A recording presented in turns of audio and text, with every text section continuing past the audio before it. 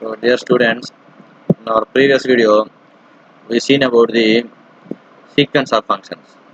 So, by using that sequence of function, we can control the or we can execute the sequence of operations by having only single function. That single function is nothing but sequence of function.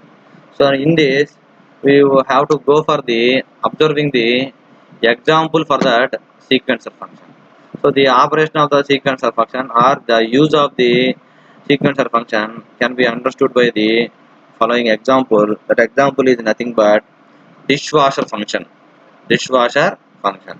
So in this, what we do means we want to clean the dishes. We want to clean the dishes. So for that, we have to follow the some procedure. That procedure can be implemented as a sequences in the sequencer function, and if you make that sequencer function on, then that sequencer function sends the one sequence as one instruction to the to perform the this dishwashing function. So normally what we do in the dishwashing function, and what are the steps we have to follow the dishwashing function, we can form as a tabular column. Then here we can before washing the dishes, what we do, we have to first of all we have to pre-rinse and then rinse, then we go for the drying. So the first three lines indicates the pre-rinse operation, pre-rinse operation, and these four lines indicates the wash operation, and these three lines indicates the again rinse operation, and last one indicates the drying operation. So what we do, first we have to fill up with some water all these dishes. So first the water valve will be open, and then we can go for the wash, and we can open the drain valve, and we can pump the water which can be present because of the washing, and that water will be pumped. And then what we do, we can apply the soap to the all dishes, and again we can open the water valve, and we can wash the all the dishes, and we can open the drain valve, and we can pump the water which is remaining after washing the dishes. So this one is the washing process, and after washing also we can clean again one time. So that is called as the rinse operation. So here water valve open, and wash impeller on, and drain valve open, and drain pump open. So with this our dishwashing is completed, so we have to dry those dishes. So for that we can eliminate, we can heat on the dry heat element. So like that we have first sequence, and second sequence, and third sequence, and fourth sequence, fifth sequence, sixth, seventh, like that we have the 11 sequences are there. So what is the first sequence? Just to opening of the water valve is the first sequence, and second sequence is opening of the wash impeller, and the third sequence is drain valve open and pump the water outside. Drain valve open and pump the water outside. Then fourth sequence is apply the soap to the dishes. And fifth sequence is again water valve open and again wash impeller, and again drain valve open and drain pump open. And next wash in valve, water in valve, and wash impeller, and drain valve open and drain pump open. Then finally write it. So for this table we have to write the sequence input register statuses. So how means we can start the from this direction onwards. Then we have first one is 0 0 0 0. Here we have the active high, so 1 0. That means 0 0 0 0 1 0. This particular sequence will be stored in one register. That register is called as HR251. And next, what is the second sequence, and which will be stored in the second register, HR252. 0 0 0 1 0 0 0 0 0 1 0 0. And next, third sequence, 0 1 1 0 0 0 0 1 1 0 0 0. And fourth sequence, 0 0 0 0 0 0 1. So 0 0 0 0 0 1. Like that we can formulate the sequences and those sequences are represented in this sequence or function with 12 steps. With 12 steps. So this is the dishwash completing PLC ladder diagram. PLC ladder diagram. So how this will be executed? Let us see. So I start the start button. So the open contact will be on. So that open contact will be normally in open mode.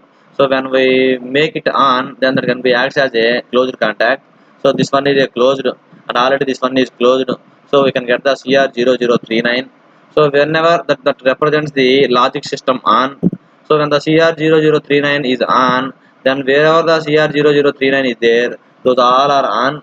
That means those are the closed contacts, those can be acts as a open contact, and if those are the open contacts, that can be become as a closed contact. So here we have open contacts. So the CR0039 on makes these two contacts close.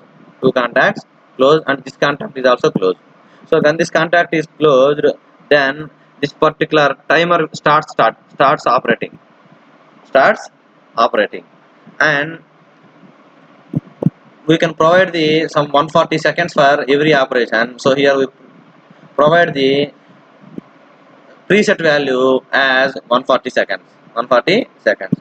So when we the sequencer function have the syntax like this. So here steps 12 steps are there. Why? Because we formulate the 12 sequences. First sequence is 0 sequence, and remaining sequences are 11. So we consider it as 12 sequences, steps 12, and starting register value is HR 251. So that's why we write here HR 251. And output register where we execute the program is in the OG 002. And suppose if you want to show, if you want to know the at what operation we have, we can go to the HR0250 register, and there we can check the at what operation now we will see. And this when this input is on, that means when this input is on, the sequencer performs the its operation. So this input will be on for how many steps we have, that many times it will be on and off. So here how many steps we have? 12 steps. So for every 12 steps, for every 12 times it will be on and off. And for doing proper operation, that means washing and drying, all those we can provide some time delay. That time delay will be provided by the preset value. That preset value is nothing but 140 seconds. That means what? When this will be on, when this will be on, the TSCR0041 is on. TSCR0041 is on. When TSCR0041 is on, then it will be on. So it will start the one sequence, and again when it will be on, this will be open. When this will be open, then the timer will be off. So when the timer will be off, this will be off. So when this will be off, this will be on, like that. The timer sets, this circuit can be acts as a retentive clock, and for every 140 seconds this TS0041 will be on, and that executes the 12 steps, and finally that completes the dishwashing method. Dishwashing method. And the another one is basic two-axis robot control with PLC sequencer. That means by using the PLC sequencer, we can control the one two-axis robot also. So two-axis means only two actions. That means either open or close, either up or left, either extend or contrast, either left or right. Only two considerations are there. So those are called two-axis robot. So by using this sequencer function, we can control the one two-axis robot, and we can perform an operation. That operation is nothing but initially our handle of the robot is at this position. Handle of the robot is at this position. Then what we do means we can shift this position to the rightward direction, and then move to the upper direction, and the handle of the this particular robot will be extended, and the gripper of the particular robot will be open, and and holds the one object at position A, one part at position A, and again moves to the left side, and that object will be removed from that handle, and that will be comes to the again its original position. So this is the action taken by this particular robot and we can write those actions in the form of a sequences. How means here we have the four solenoids. What are the four solenoids? Up solenoid and rotate right solenoid and handout solenoid and grip close solenoid. So initially these all are off. Initially these all are off.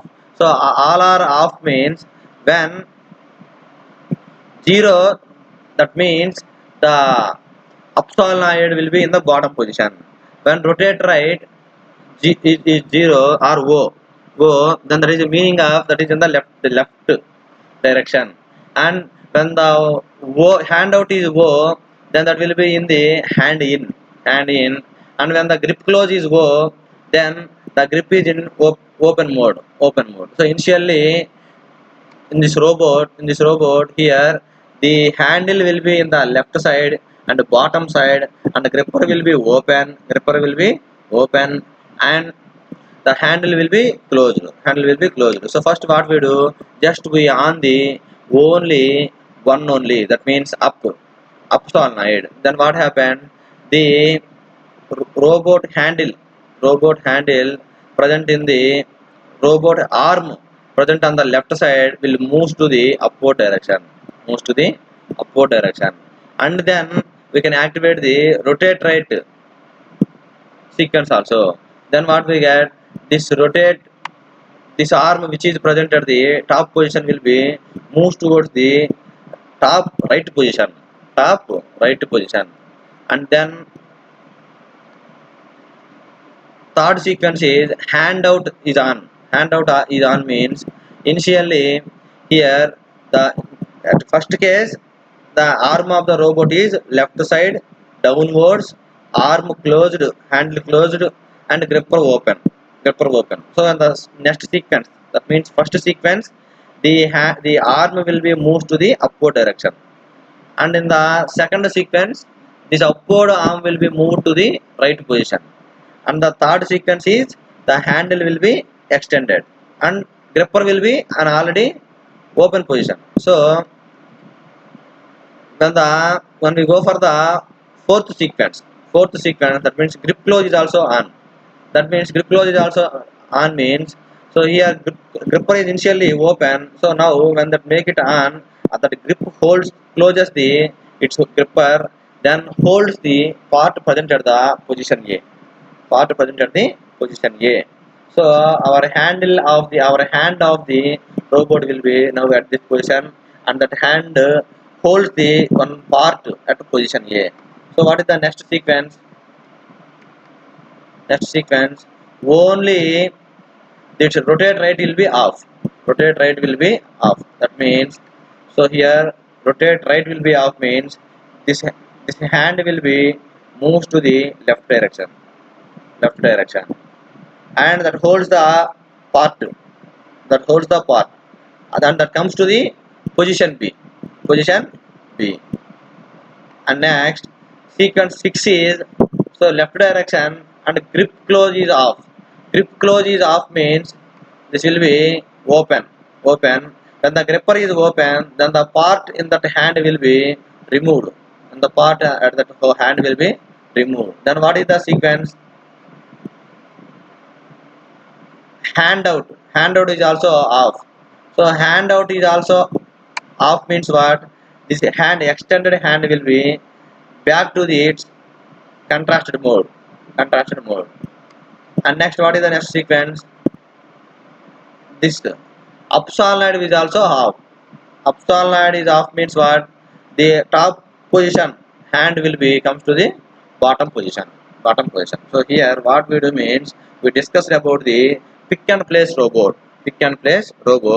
Here initially our hand of the robot is at bottom position, and this will be moved to the top position, and there it pick an object and hold that object and remove the object at the position B. This is about the sequences, and these are the sequences. So how many sequences we get? First initial I consider the initializer, that means 1 2 3 4 5 6 7 8 9 sequences. So these can be represented with the help of a one PLC sequence or functions. And however we use four solenoids. What are those four solenoids? Rotate solenoid, that means either left or right, and raise solenoid, that means either up, bottom or top, and extend solenoid whether that is extended or contrasted, and grip solenoid whether that is closed or open. So this can be understood by the PLC sequencer function. PLC sequencer function. So since we have the 9 steps, so we can represent here 9. So this contact will be on for 9 times, and here the first starting sequence is HR0151, HR0151. Like that we have the 9 sequences, and destination register is OG0004. So after completing all the sequences, the output will be on. So this is about the 2-axis robot, and the input modules we have the PLC CPU. We have the type of program, and the output modules are adjust the robot operation. So coming to the 3-axis robot, we can extend the some more features. What are the some more features means? In the previous we have the top position and bottom position. Now we can go for the middle position, and in the previous we have the left direction and right direction. Now semi left and semi right, and similarly the hand will be extended and contracted, semi extended and semi contracted, and the gripper will be open or closed, now semi open or semi closed. So like that, if you go for the 3-axis consideration, then the sequences will be increases. So for a particular example, these are the following sequences. So these sequences are nothing but nearly 25 sequences. So we can go for the 25 steps at this case. So then that performs the what are those operations performed is, these are the operations performed by the 3-axis robots, and we can insert all those registers in this sequencer function with 25 steps. Then that when we get the 25 steps, 25 times it will be on or off, and finally when the sequences are completed, this output will be on. So this is about the dishwash controller by using sequencer function, and 2-axis robot control by using sequencer function, and 3-axis robot control by using the sequencer function. Thank you.